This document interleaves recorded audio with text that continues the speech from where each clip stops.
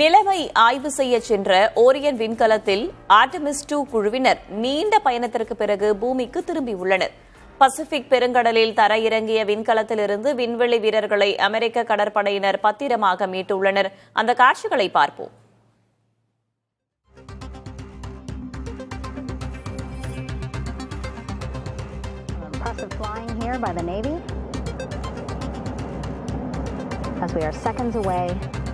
From wheels down.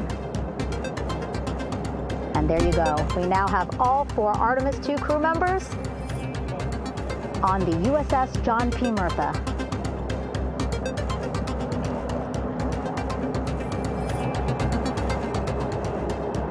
I'm sure they're happy to be out of the water.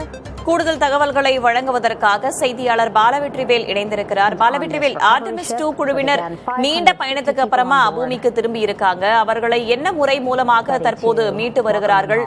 இந்த Artemis 2வினுடைய நோக்கம் என்ன? Vedavalli, Artemis திட்டம் மூலமாக நிலவின் அருகே சென்று பல்வேறு விதமான ஆய்வுகளும் சோதனைகளும் செய்த விண்வெளி வீரர்கள் பத்திரமாக பூமி திரும்பி இருக்கிறார்கள். விண்வெளியில் இருந்து ஸ்பிளாஷ் டவுன் செய்யப்பட்ட வீரர்கள் கலிபோர்னியா அருகே பசிபிக் பெருங்கடலில் தற்போது பத்திரமாக தரையிறங்கி இருக்கிறார்கள். அமெரிக்க கடற்படை மற்றும் விமானப்படை வீரர்கள் அந்த க்ரூ எனப்படக்கூடிய விண்கலத்தை தற்போது பத்திரமாக மீட்டு அந்த களத்தில் இருக்கக்கூடிய வீரர்களை வெளியே கொண்டு வரும் பணியில ஈடுபட்டு வருகிறார்கள். ஆர்டெமிஸ் என்பது நாசா நடத்தும் ஒரு நிலவை நோக்கிய முக்கியமான ஒரு திட்டமாகும். இது ஒரு 2வது பயணம். மனிதர்களோடு சந்திரனை சுற்றி வந்து பூமிக்கு திரும்பக்கூடிய ஒரு முக்கியமான சோதனையாக பார்க்கப்படுகிறது. 1972 அப்பல்லோ 17க்கு பிறகு மனிதர்கள் பூமியில் இருந்து நிலவிற்கு செல்லும் ஒரு முக்கியமான திட்டமாகும். 50 ஆண்டுகளுக்கு பிறகு நிலவை நெருங்கும் மனிதர்கள் அப்படிங்கிற ஒரு பெருமையை வந்து இந்த வீரர்கள் பெற்றார்கள். ஏப்ரல் 1ஆம் தேதி இந்த திட்டம் அனுப்பப்பட்டது.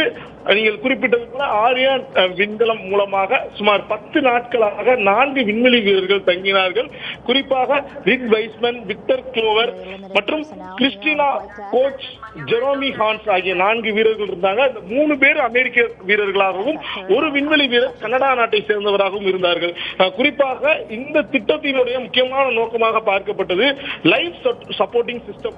நிலவின் அருகே செல்லும் போது மனிதர்கள் பாதுகாப்பாக இருக்கிறார்களா, அடுத்து நேவிகேஷன் சிஸ்டம், இருப்பிடத்தை கண்டறிவது, கம்யூனிகேஷன் தொலைத்தொடர்பு சிஸ்டம், அடுத்து ஹீட் ஷீல்டு என கூறப்படுகின்ற பூமியை நோக்கி அந்த க்ரூ வரும்போது 1 மணி நேரத்திற்கு சுமார் 28,000 கிலோமீட்டர் வேகத்துல வரும். அதாவது ஒரு துப்பாக்கி புல்லட்டை விட 17 மடங்கு அதிகமாக வரும் நிலையில பத்திரமாக தரையிறக்கும் வகையில இந்த திட்டம் வடிவமைக்கப்பட்டது. தற்போது இவர்கள் பத்திரமாக தரையிறங்கி இருக்காங்க. இதன் மூலமாக ஆர்டெமிஸ் 3 என்கின்ற திட்டம் அடுத்த ஆண்டு செயல்படுத்தப்பட உள்ளது.